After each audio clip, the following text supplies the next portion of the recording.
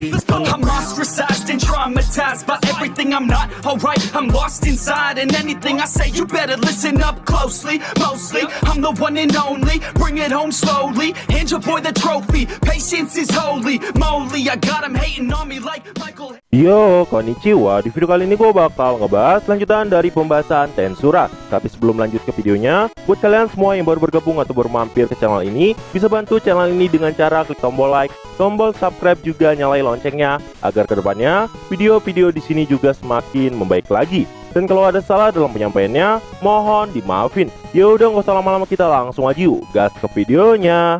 Cerita dimulai. Setelah kembali dari negara Leon, Rimuru pun langsung melakukan perjalanan ke negara lain dengan tujuan untuk memperkuat kerjasama dengan semua negara, karena Rimuru nggak tahu kapan musuh akan menyerang. Dan karena itu, Rimuru pun juga udah nyiapin alat teleport darurat.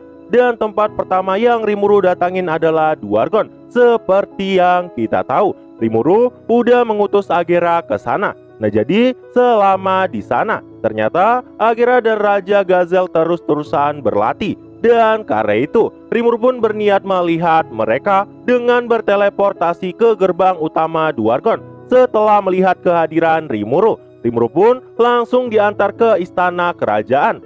Nah, dari sini aja udah kelihatan banget Rimuru sama sekali nggak pernah sombongin kekuatannya. Bahkan sebenarnya dia kan bisa aja langsung muncul di depan Raja Gazel. Tapi Rimuru nggak mau lakuin hal itu, karena bagi Rimuru dia nggak mau dibeda-bedain sama yang lain. Dan sesampainya di sana, Rimuru pun disambut oleh Gazel yang udah menunggu kehadiran Rimuru. Dan saat itu juga Agera langsung berlutut sambil berkata, "Saya senang melihat Anda baik-baik aja, tuanku." Nah, di sini Rimuru pun jadi heran karena dunia ini sebenarnya sangat aneh. Rimuru masih kaget karena Agera adalah bentuk reinkarnasi dari kakek Hakuro. Tapi setelah Rimuru menganalisa lagi, Rimuru pun melihat Agera ada kemiripannya dengan dirinya. Dan karena itu, Rimuru pun tersenyum dan berkata, "Lama nggak bertemu, Raja Gazel. Senang bertemu dengan kalian berdua." Mendengar ini, Gazel tertawa dan berkata,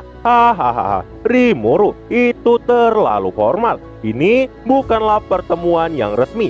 Jadi jangan ragu untuk memanggilku Gazel." Rimuru pun jelasin, dirinya sebenarnya udah berusaha. Tapi entah kenapa, Rimuru jadi gugup kalau harus manggil raja dengan namanya doang. Lagi pula, Rimuru nggak mau terlalu diberi perlakuan yang spesial. Gak lama, Agera pun berkata, "Maafkan aku, tuanku, dari sudut pandangku. Sebagai sekutu aliansi, tuan sejajar dengan Raja Gazel. Jadi tuanku nggak perlu ngerasa nggak enak sama Raja Gazel." Gazel pun berkata, sebenarnya dia juga paham sama perasaan Rimuru, karena raja seperti dirinya juga pernah gugup di depan yang mulia Elmesia. Tapi Rimuru hebat karena bisa akrab sama Elmesia. Dan fokus pun dimulai. Gazel bertanya, "Gimana caranya kita menghindari perang kali ini?" Rimuru pun berkata, "Perang kali ini sama sekali nggak bisa dihindari." Dan karena itu, Rimuru pun udah nyiapin lingkaran sihir transfer untuk para Raja Iblis. Sebenarnya, Gazel nggak terlalu takut sama pihak musuh, karena saat ini kekuatan tempur yang melampaui kekuatan Kekaisaran Timur di masa kejayaan telah Rimuru pegang semua. Semua Raja Iblis sudah bersatu. True Dragon, Felgreen, dan Veldora adalah teman Rimuru. Tapi itu adalah pandangan yang naif. Gazel berkata begini, bukan karena dia meremehkan kekuatan dari musuh, tapi Gazel sadar dirinya nggak bakal bisa apa-apa dalam pertarungan kali ini. Nggak peduli seberapa kuat Dwargon, mereka nggak bakal mungkin bisa bertahan dari serangan si Velzar. Tapi Rimuru berkata, "Jika kau tidak bisa menang, kau harus memikirkan cara untuk menang. Velzar yang menjadi musuh memang bahaya. Bahkan Veldora nggak bakal bisa apa-apa. Tapi G bisa sebanding dengannya. Karena Rimuru nggak mau melawan True Dragon lagi. Dia tuh udah capek sama pertempuran yang serius." Dan singkat cerita, Rimuru pun mulai memasang lingkaran sihir teleportasi di sana. Dan kemudian mengunjungi kerajaan Parmenas. Rimuru juga memasang lingkaran teleportasi di sana. Oh iya, ceritanya agak Mimin cepetin. Karena di part kali ini, Mimin mau ngebahas badut Karyon juga yang melawan para bawahan Rimuru. Dan setelah semuanya selesai, Rimuru pun mulai kembali ke dalam labirin untuk melihat sesi latihan dari Karyon yang lagi bertarung dengan pasukannya. Dan saat itu, Rimuru pun mau tahu status kekuatan Karyon. Sial pun langsung mengungkapkan informasinya. Saat ini, eksistensi poin Karyon telah menyentuh angka 2.700.000. Dan untuk eksistensi dari mantan Raja Iblis Prey telah mencapai angka 1.900.000.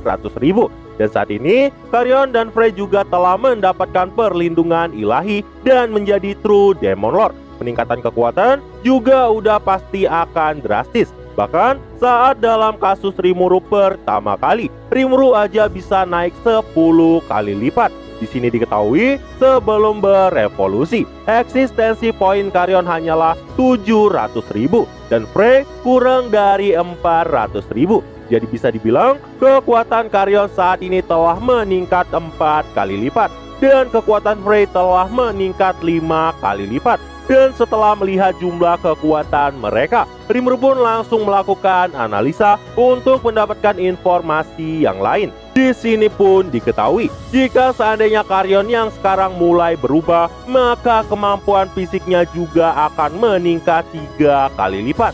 Tapi tetap aja, saat masuk ke dalam mode tempurnya, meski dapat peningkatan kemampuan, tetap ada batas waktu tentang lamanya peningkatan itu. Kekurangannya gak cuma itu doang, tapi setelah Karyon melepaskan mode tempurnya, kekuatannya akan menjadi sangat lemah. Karena dengan masuk ke mode tempur, Karyon akan membakar semua energinya. Namun dari perubahan ke mode tempur, pemulihan kekuatannya juga beneran gak logis. Dan karena itu, Rimuru pun langsung bertanya pada Benimaru, sekuat apakah Karyon yang sekarang? Benimaru berkata, dirinya telah menjadi lawan Karyon sekalian untuk membalaskan dendam atas kekalahan Benimaru. Mendengar ini, Rimuru pun kaget. Tapi Benimaru jelasin, dia masih mengingat waktu dirinya memimpin tim ke Yurazania. Saat itu, Benimaru memang bukanlah tandingan dari Karyon.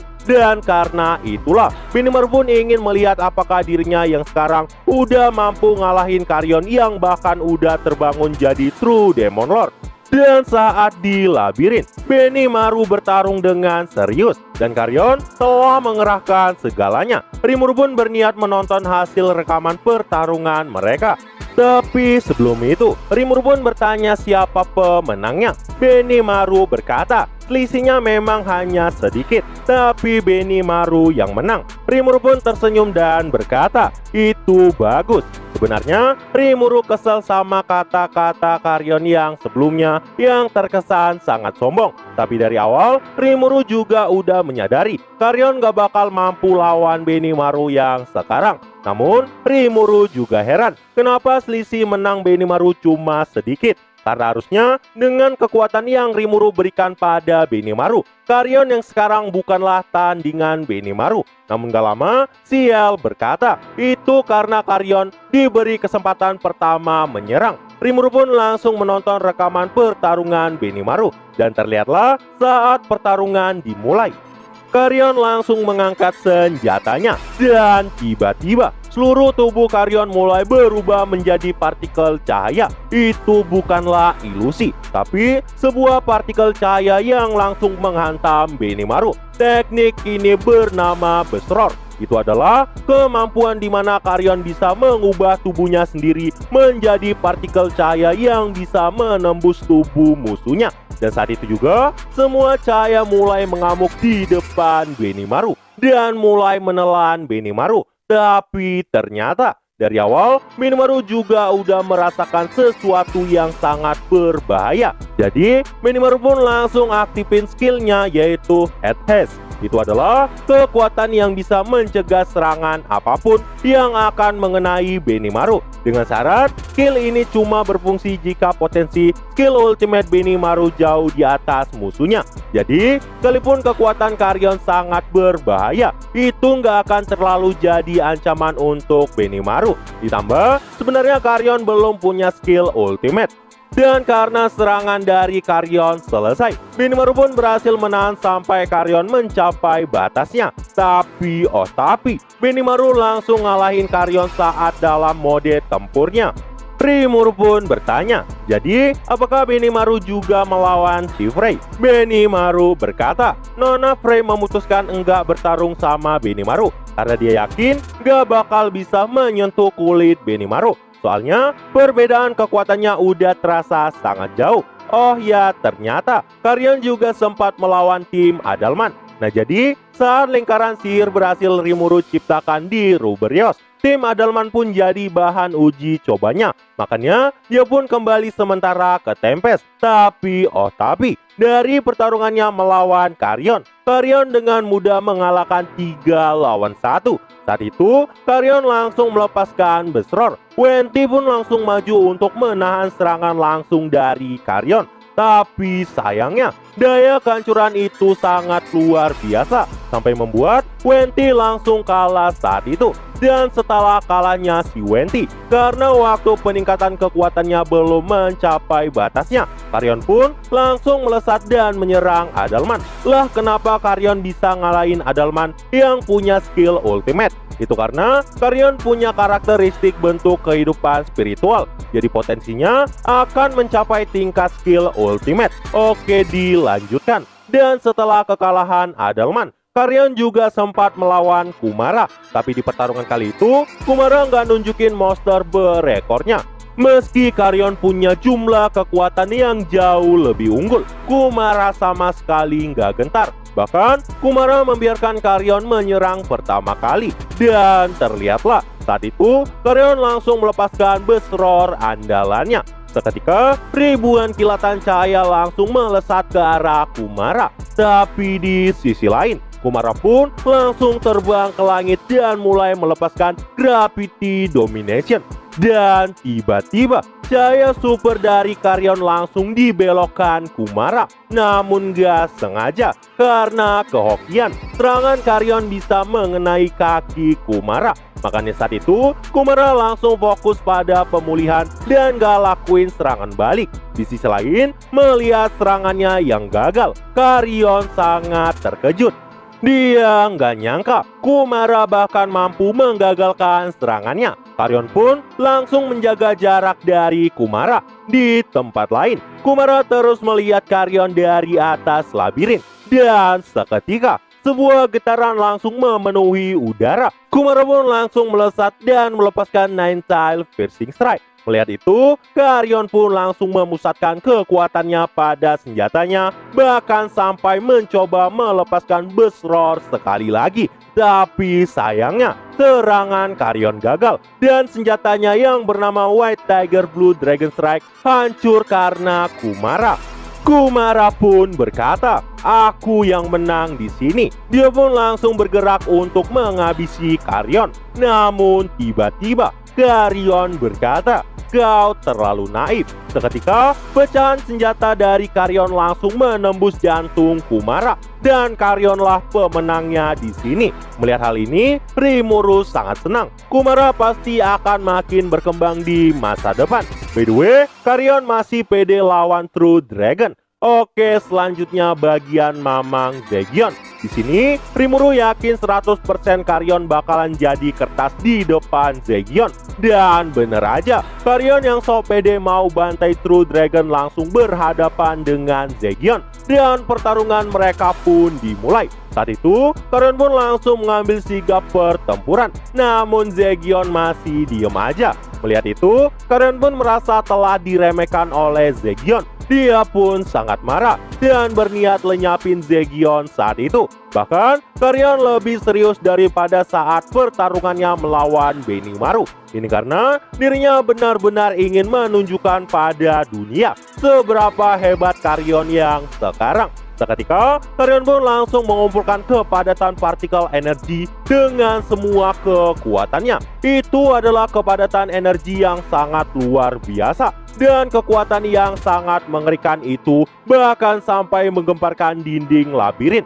Tapi Zegion masih berdiri diam aja. Karyon pun merasa sangat dihina. Dia pun langsung berniat melesat dengan besror terkuatnya. Tapi Zegion yang dari tadi cuma diam aja mulai tersenyum. Seolah Zegion ingin berkata, semuanya hanyalah ilusi yang telah Zegion ciptakan dari awal. Ini adalah dunia di mana Zegion telah mendominasi segalanya tentang Karyon. Namun betapa mengejutkannya, sesuatu yang mengerikan telah terjadi di sana. Cuma disenyumin oleh Zegion. Tiba-tiba seluruh tubuh Karyon telah tercabik-cabik. Astaga, ini yang serem dari Zegion ketika dia menyerang lawannya. Selalu tanpa ampunan. Seolah Zegion gak pernah melibatkan perasaan. Tapi meski begitu, Zegion gak pernah sombong dengan kekuatan yang dia miliki. Karena dia tahu semua ini hanyalah pemberian dari tuannya Rimuru. Inilah keistimewaan dari Zegion. Zegion gak mau ngerendahin musuhnya. Bagi Zegion, pertempuran harus segera diakhiri selemah apapun lawannya. Gak ada alasan bagi Zegion untuk memperlama pertarungan. Mari kita beri tepuk tangan yang meriah untuk aksi Zegion. By the way, Karyon yang mau lawan True Dragon disenyumin Zegion.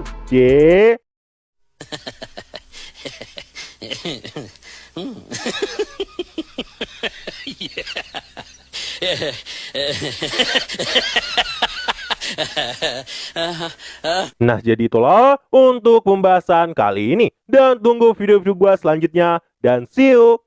I said you better watch what you're doing, 'cause I ain't gonna stop when I'm moving. I'm headed to the top, I'ma do it. I'm headed to the top, I'ma prove it. And baby girl, I like what you do.